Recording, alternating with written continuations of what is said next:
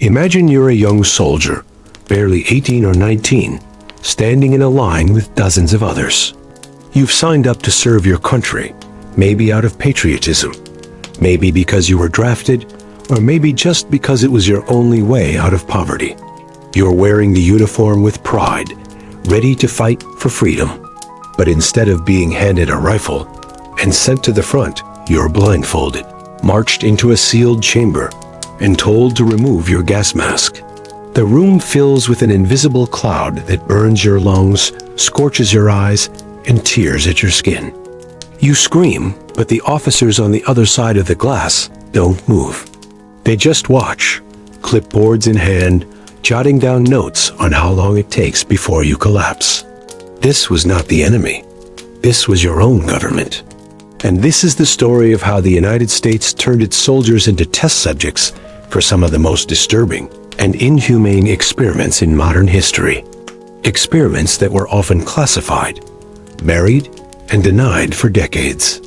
Some soldiers never even knew what had been done to them until years later, when the effects showed up in their scarred bodies, failing lungs, or altered minds. Before we go deeper into this dark history, let me ask you something. Where are you watching this from right now? And what time is it where you are? Drop it in the comments. I always love to see how far our community stretches across the world. And if this is your first time here, make sure to subscribe to the channel. Because the story you're about to hear is one that has been deliberately hidden for decades. And I promise, you won't want to miss what comes next. The use of soldiers as test subjects didn't begin in the 20th century, but World War I is where the American military began experimenting on a scale that is still shocking to read about. Chemical warfare had exploded onto the battlefield in 1915, when Germany released chlorine gas at Ypres. Within months, Britain, France, and later the United States were racing to create and perfect their own chemical weapons. The problem was, how do you know if a gas mask works? How do you know how long a soldier can survive in a contaminated battlefield? The answer, according to the U.S. Army at the time, was simple. Use soldiers themselves as the test subjects. By 1917, the U.S. had established the Chemical Warfare Service at Edgewood Arsenal in Maryland. What happened there would remain classified for decades. Soldiers, sometimes volunteers, sometimes voluntold, were ordered into chambers filled with mustard gas, phosgene, and lewisite. They were instructed to wear new versions of masks or protective clothing, and when the officers wanted to test how long the gear held up, the soldiers were told to strip pieces of it away. Many suffered chemical burns, blisters, lung damage, or blindness. Some died. Officially, the Army claimed no soldier was permanently harmed. But veterans who came home with scarred skin, damaged eyes, or chronic respiratory problems told a very different story. It's easy to see why so many were silenced. In wartime, refusing orders wasn't an option. And what soldier wanted to be branded as weak or worse, accused of betraying his country? By the time the war ended in 1918, the U.S. military had collected thousands of data points from these living experiments. They knew how long soldiers could march through gas fields, how effective different filters were, and how much exposure it took to incapacitate or kill. It was science built on human suffering, and it would only expand in the decades that followed. When World War II broke out, chemical warfare was again a looming threat. The military didn't want to be caught unprepared, so they returned to Edgewood Arsenal, and this time, the experiments became even darker. Mustard gas testing ramped up in 1942, but this time, the Army had a specific interest in something new: race. You see, the Army wanted to know whether black soldiers, Puerto Rican soldiers, Japanese American soldiers, or white soldiers reacted differently to chemical exposure. Entire test chambers were filled with young men grouped by race, and the Army deliberately exposed them to mustard gas. The logic, as twisted as it was, came from the racist pseudoscience of the day. If a certain race proved more resistant, then the military might assign them to chemical units on the battlefield. Of course, the reality was brutal. Mustard gas doesn't care about skin color. It burned, scarred, and choked anyone who inhaled it. Decades later, survivors came forward to tell their stories. Men who had never received recognition, disability benefits, or even acknowledgement from the government. For most of their lives, they carried the shameful memory of being treated as guinea pigs and the physical damage left behind. But the mustard gas tests weren't the only horrors of the 1940s. As the war dragged on, the United States entered the atomic age. In 1945, when the bombs dropped on Hiroshima and Nagasaki, the world saw the devastating effects of nuclear weapons for the first time. But what most people didn't know is that even before that, U.S. soldiers had been used as subjects in radiation experiments. The Manhattan Project had already begun exposing workers and soldiers to plutonium and uranium without their knowledge, monitoring how radioactive particles spread through the body. In one infamous case, soldiers were stationed near test sites in the Nevada desert during atomic bomb trials. They were ordered to march toward Ground Zero just hours after the detonation, walking through fallout clouds with no protective gear, as commanders studied how radiation exposure would affect them. Some soldiers were told it was safe. Others were never told anything at all. Years later, many would suffer from cancers, genetic damage, and mysterious illnesses that couldn't be explained, except by the experiments that had been denied for decades. By the late 1940s and into the Cold War, a new frontier of experimentation began. The United States, obsessed with outpacing the Soviet Union, turned to chemical and biological weapons research. Soldiers were again the easiest test subjects. They were young, expendable in the eyes of the government, and bound by duty to obey orders. At Edgewood Arsenal, soldiers were given injections or inhaled mysterious substances that they were told were harmless. In reality, some were nerve agents like VX and Sarin chemicals so deadly that just a few drops could kill. In one notorious series of tests, soldiers were exposed to BZ, a hallucinogenic chemical weapon designed to disorient and disable. The soldiers were filmed stumbling, laughing uncontrollably, or collapsing in confusion. These recordings, later released to the public, are disturbing to watch because behind the bizarre behavior was a human being who had never truly consented to becoming a test subject. Some of the soldiers later described feeling like their minds had been stolen. One man said it was as if his body was moving, but his brain was somewhere else, unable to control what was happening. The military framed these tests as necessary for national defense. But when the tests were over, the soldiers weren't given follow-up care. They were sent back to their units, expected to continue their duties as if nothing had happened. This was only the beginning. Soon, experiments would move beyond chemicals and radiation into the realm of psychological control tests with LSD, hypnosis, and sensory deprivation. It was the dawn of programs like MKUltra, where soldiers weren't just used as test subjects for weapons, but as pawns in an effort to master the human mind itself. By the end of the 1940s, thousands of soldiers had been experimented on in the name of science, military readiness, and national security. Most of them never knew what had been done to them. Some didn't live long enough to tell the tale. And as the Cold War deepened, the U.S. government only grew more secretive, more ambitious, and more reckless with its human experiments. What began with mustard gas chambers in World War I had grown into something even darker by the mid-20th century. A shadowy network of experiments where the soldier's oath to serve became a trap, binding them to a government willing to sacrifice their health, their sanity, and even their lives.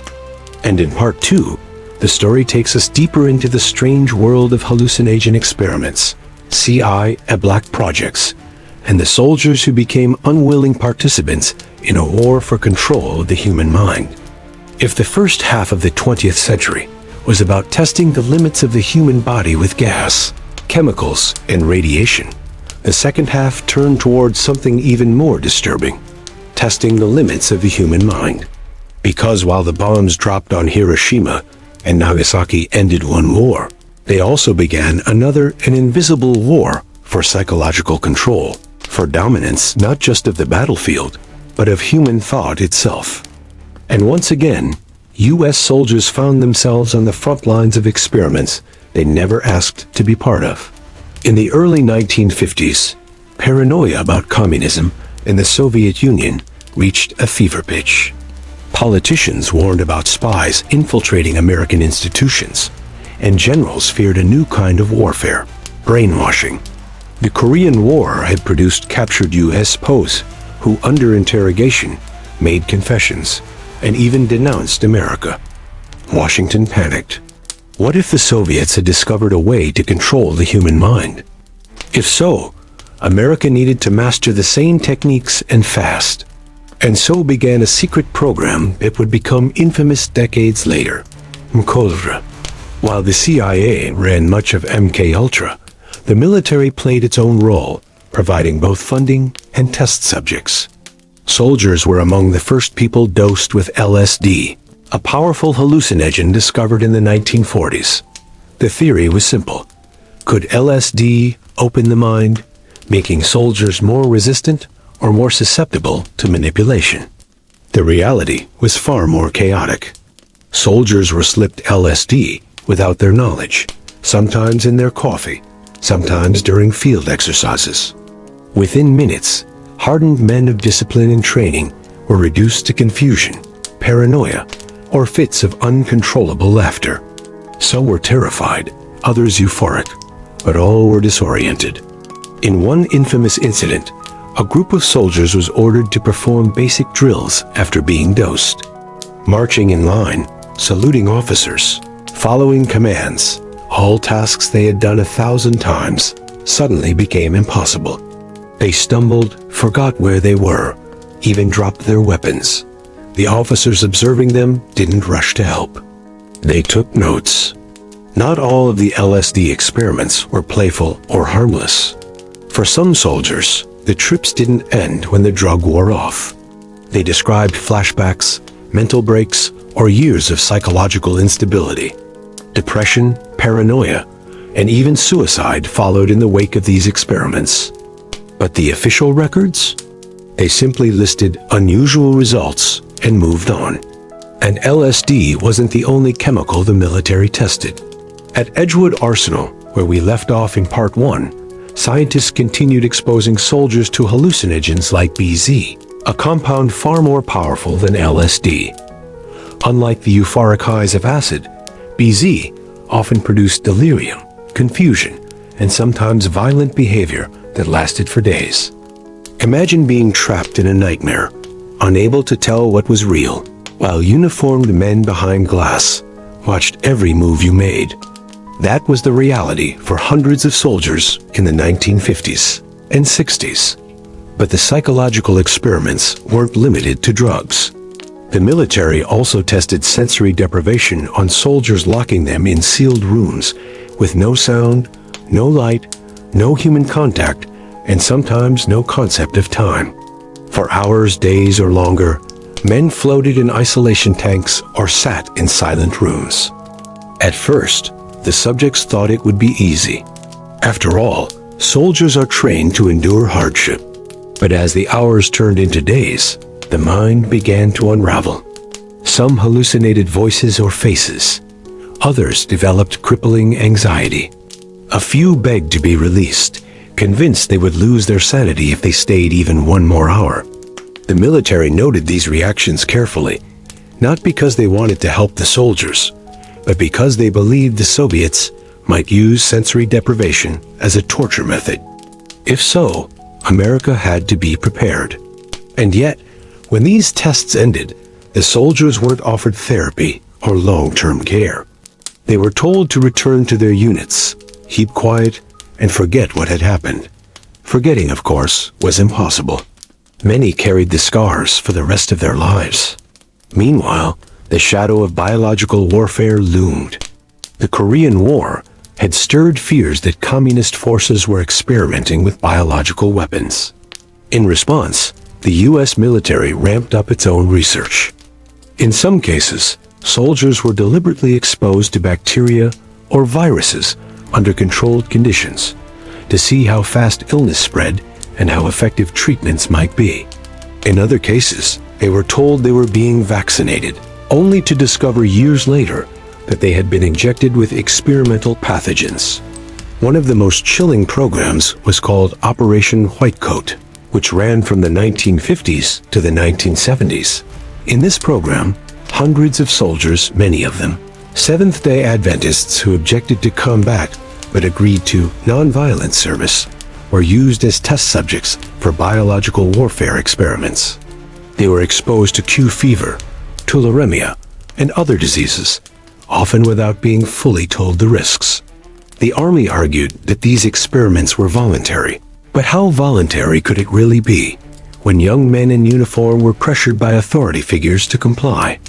Even worse were the field tests.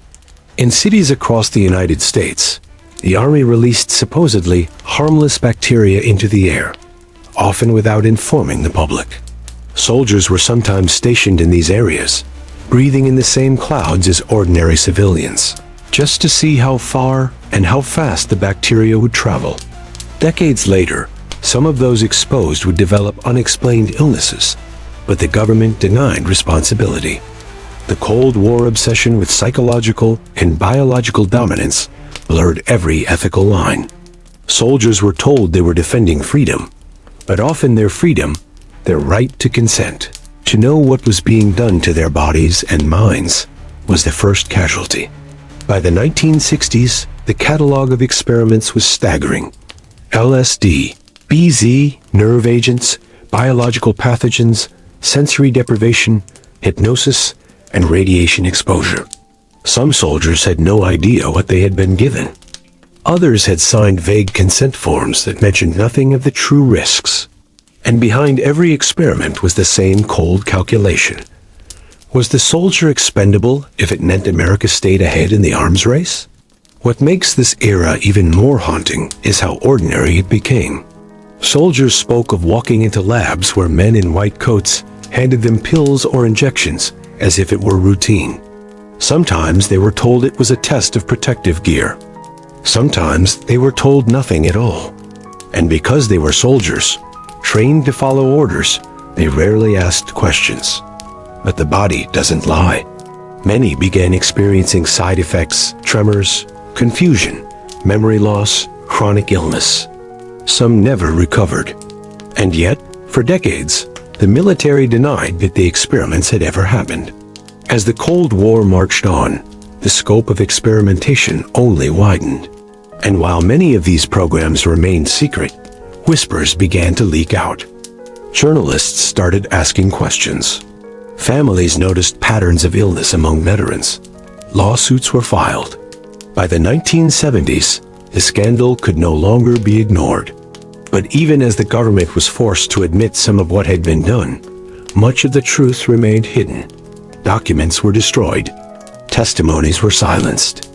And countless soldiers, still unaware of what they had been exposed to, continued to suffer in the shadows.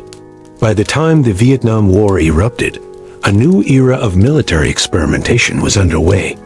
And this time, it wasn't just about chemicals or psychological control. It was about the battlefield itself, an environment saturated with toxins, defoliants, and weapons that would poison both the land and the men sent to fight there. And that's where Part 3 takes us. Into the jungles of Vietnam, into the haze of Agent Orange, and into the lasting scars that America's experiments left not just on its soldiers, but on entire generations.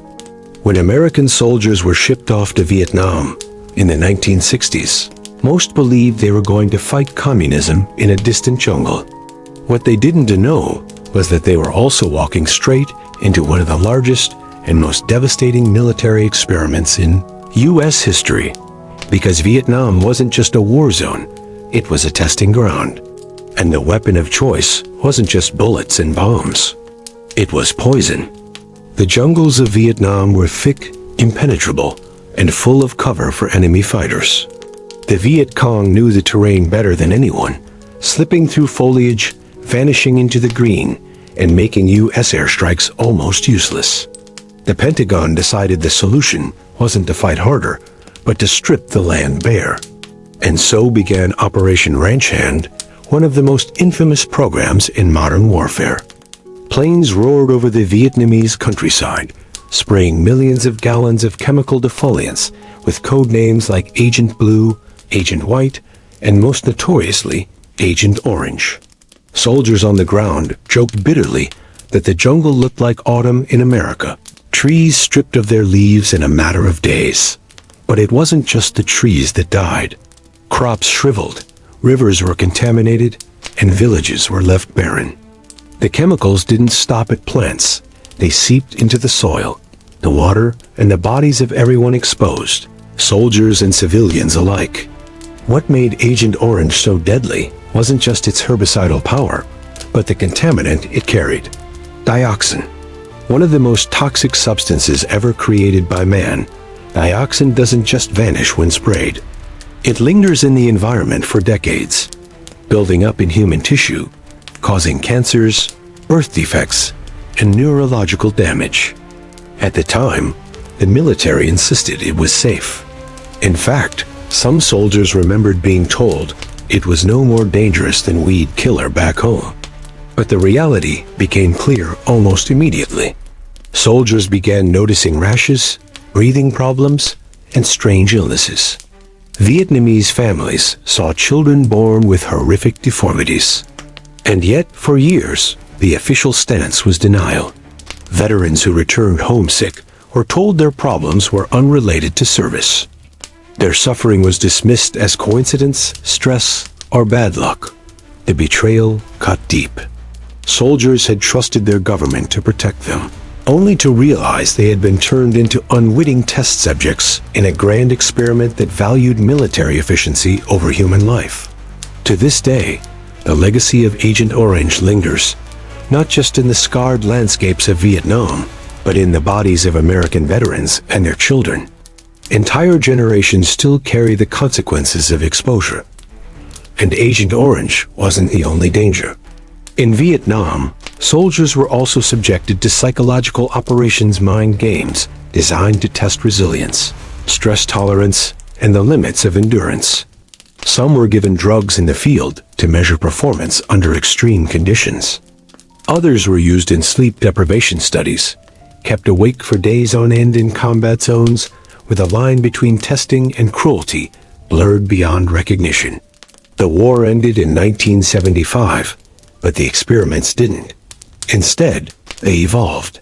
The Cold War rolled on, and America entered new conflicts where soldiers became guinea pigs once again. During the Gulf War in the early 1990s, thousands of service members reported strange symptoms: chronic fatigue, memory loss, joint pain, respiratory issues. The condition became known as Gulf War Syndrome. At first, the military denied its existence, just as it had denied the dangers of Agent Orange. But evidence mounted. Soldiers had been exposed to a toxic cocktail: burning oil wells, depleted uranium, chemical weapon residue, and experimental vaccines rushed into use without adequate testing. Each exposure might not have been lethal on its own, but combined, they created a perfect storm of illness. Once again, soldiers were told they were imagining things. Once again, they realized they had been sacrificed for military expediency. The haunting part of these stories is the pattern they reveal. From mustard gas in World War I, to radiation in World War II, to LSD in the Cold War, to Agent Orange in Vietnam, and mysterious toxins in the Gulf, the cycle repeated itself. Soldiers were treated as expendable tools, their health gambled with in the name of security. And each time, when the truth began to emerge, the response was silence, denial, or outright lies. Even in recent decades, whispers of experimentation continue. Reports emerged of troops in Iraq and Afghanistan exposed to burn pits, giant open fires where the military disposed of trash, chemicals, and even medical waste. The smoke from these pits blanketed bases, coating soldiers' lungs with a toxic brew. Thousands have since developed cancers and respiratory diseases, but for years, the military refused to acknowledge any connection. It took relentless activism from veterans and their families to finally force recognition. What makes all of this even more unsettling is how often it was hidden in plain sight. Soldiers were told they were being protected, vaccinated, or supplied with safe tools, when in fact, they were part of experiments whose results would only be known years or decades later. The battlefield wasn't just about fighting the enemy. It was about testing the limits of human survival, with soldiers themselves as the subjects. And behind it all was a cold, clinical logic. War demands sacrifice. But what happens when that sacrifice isn't about bullets or bombs, but about a soldier's very body and mind being used without their consent? That's the disturbing truth that ties all these experiments together. By the time the 21st century arrived, the record of U.S. military experiments on its own soldiers stretched back nearly 100 years. Some were small, involving a handful of men in a lab. Others were massive, affecting entire divisions or even generations. The details varied, but the theme never changed: secrecy, denial, and betrayal. The most haunting part: much of the truth may never be known. Thousands of records were destroyed, classified, or lost. Many veterans went to their graves without ever learning what they had been exposed to. And countless families continue to struggle with illnesses and unanswered questions. So when we look back on these experiments, it forces us to confront an uncomfortable reality: that the greatest danger to American soldiers hasn't always come from the enemy abroad. Sometimes it came from the very institutions sworn to protect them. And that's the disturbing legacy of the shocking medical experiments done on you as soldiers. Not just the pain, the illness, and the death, but the silence that followed. The silence of governments unwilling to admit what they had done. The silence of files locked away in archives. And the silence of soldiers too ashamed or too broken to tell their stories. It's a history that demands to be remembered, not hidden. Because only by remembering can we hope to break the cycle. Only by acknowledging the truth can future generations of soldiers be spared the same fate. And that leaves us with one last question. If this happened in the past, could it still be happening today?